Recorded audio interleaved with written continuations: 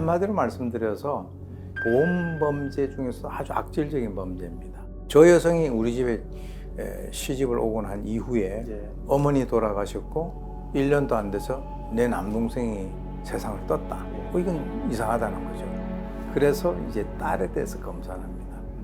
그랬더니 바로 파라카토 성분이 나와요. 네, 이거는 철저하게 계산된 금전. 경제적 동기. 그러니까 어떻게 보면 살인 비즈니스인 거예요.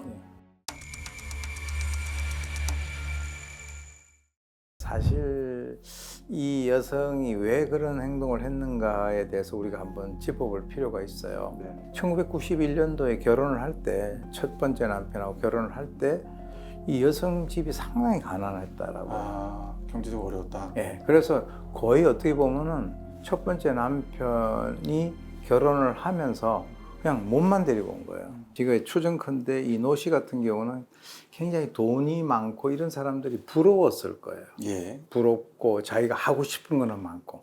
이 남성이 예컨대 돈을 엄청나게 많이 벌어서 그 이 여성이 꿈꾸고 있는 그런 것을 충족시켜 줄 수 있는 정도의 그 경제적인 그 뒷받침이 됐다면 또 이렇게까지는 안 했을 수가 있어요. 지속적으로 경제적인 능력이 상승돼서 네. 시대의 변화에 맞춰서 본인이 원하고 보이는 어떤 경제적인 욕구를 계속 충족시켰다면 충족시켰다면 이런 일이 벌어지지 없었을 않았겠죠. 거다. 어느 순간에 딱 그 문제가 생긴 거죠. 굴절이 생겼다. 그렇죠. 예. 남편의 사업 성공 여부에 따라서 그것이 좌우가 되는데 일단 사업이 실패함으로써 그게 좌절된 거죠.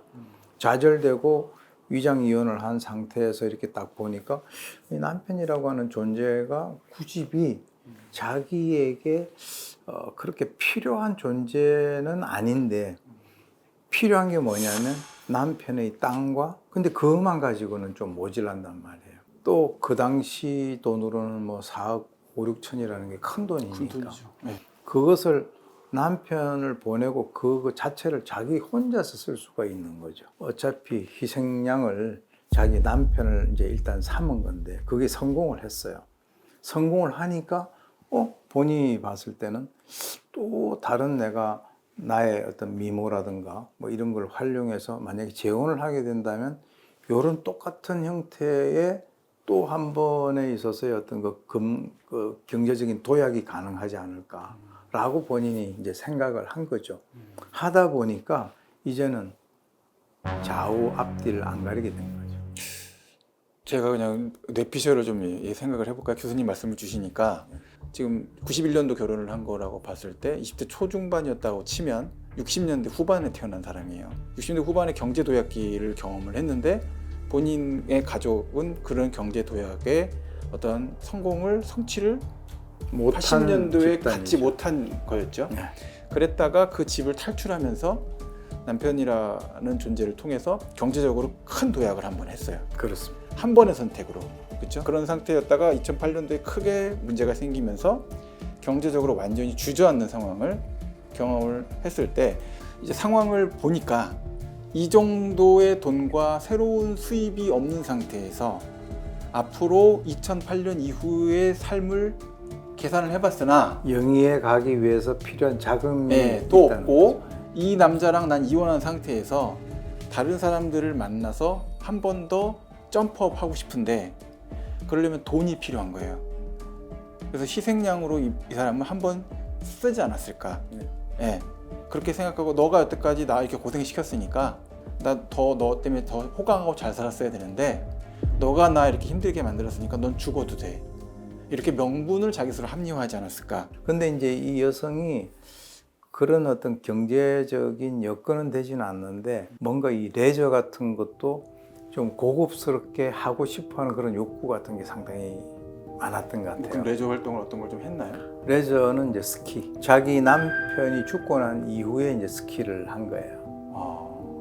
그러니까 첫 번째 남편이 죽고 난 뒤에 목돈이 들어왔으니까 그 전까지는 없었고요. 그런 없었고요. 행동이. 그리고 이제 그 스키 장비, 스키복 이런 걸 갖다 굉장히 고급진 것을 구입을 하는. 그리고 이제 자전거 같은 것도 이제 타는데 자전거도 그게 뭐 수백만 원짜리가 아니라 1,000만 원 넘는 것도 있잖아요. 예, 그런 분들 보면은 보통 돈 숨겨놓으려고 골드바 사거나 요새 같으면 화폐, 가상화폐 사고 막 그러시던데. 특이한 것이 이 노시 같은 경우는 그 보험금으로 지금 방금 말씀하신 대로 금괴를 삽니다. 금괴를 사서 어디다 넣어놓냐면 장롱에다가 넣어놔요. 집에요? 집에. 그 누가 훔쳐가면 어떡하려고요? 그거보다는 자기는 그걸 한 번씩 꺼내가지고 보는 그 과정에서 아니, 자기가 죽인 사람의 보험금을 금괴로 바꿔서 그걸 보면서 기뻐한다고요? 그 사람의 입장에서는 금괴로 보이지만 정상적인 사람의 입장에서는 그 사람들이 시신을 유골이죠, 유골. 그렇죠. 예, 유골함이잖아요. 그게. 유골을 보는 것인데 끔찍하네요, 그건요. 끔찍한 거죠. 예, 이제 본인이 어떻게 해서 그 첫 번째 남편부터 그 어떤 독극물을 먹이려고 마음을 먹었는지 그것에 대해서는 이제 본인이 뭐 정확한 진술을 하지 않아서 모르겠으나 네네. 뭔가 어떤 뭐 보험 범죄라든가 이런 걸 보고 좀 착안을 하지 않았을까? 혹은 또 누가 이제 보험을 뭐 권유하는 그 과정에서 이 사람이 이제 죽게 되면 거기에서 돈을 갖다가 어느 정도 뭐 4억 5천을 받는다라고 하는 그런 것을 본인이 나름대로 머릿속으로 계산을 했을 때 생활을 자기가 마음먹은 대로 좀 이렇게 영위해 나갈 수 있을 거다라는 그런 생각을 했었던 것 같아요. 또 하나는 왜 그럼 돈이 그렇게 필요했을까? 내연남이 있었습니다. 아, 그랬군요. 그 사람한테는 좀 특별하게 대했어요. 고급 차를 사줬거든요. 그러니까 아마도 제가 봤을 때는 이 노 씨의 입장에서는 첫 번째 남편, 두 번째 남편은 평범한 그런 남성들이었고 예. 이 내연남은 자기가 좀 이상향으로 생각했었던 남성은 아니었을까.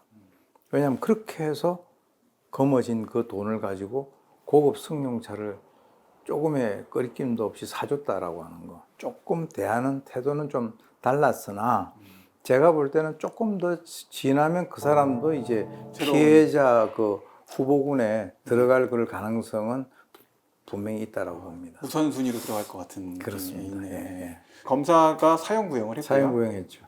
근데 이제 1심에서 법원에서는 이제 무기징역을 선고를 했고 10년간 이제 전자장치 부착 명령을 했습니다.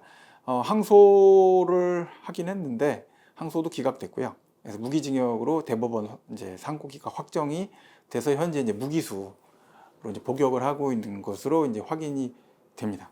또 하나 충격적인 것은 아들이 군대 가 있었는데 예. 아들 이름으로도 또 보험을 또 들어놨어요.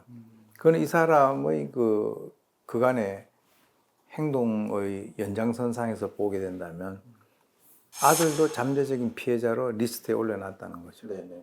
사실 이제 사건 관련돼서 우리나라 수사할 때 살인 사건이 터지거나 이제 관련된 사건을 수사를 하면 수사기관이 좀 더 여유가 있으면 사실 살인 예비, 그렇죠. 살인 음모에 네. 대한 것들을 사실은 기소를 해줘야 돼요. 그렇죠. 적극적으로 이제 동기가 선명하게 드러났으니까 친딸에 대한 살인 뭐 이제 미수, 예비, 살인 미수 예. 형태로 하고 아들에 대해서는 살인 예비, 예, 음모 뭐 이런 형태로 이제 둘 필요가 있다라는 생각이 들고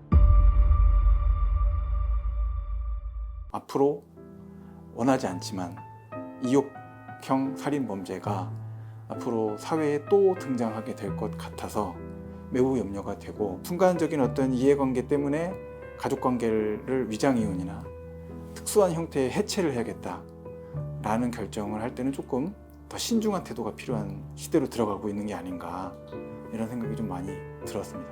가족 구성원이라고 하는 그 존재는 이 세상에 있어서의 그 거의 마지막 보루라고 생각을 해요.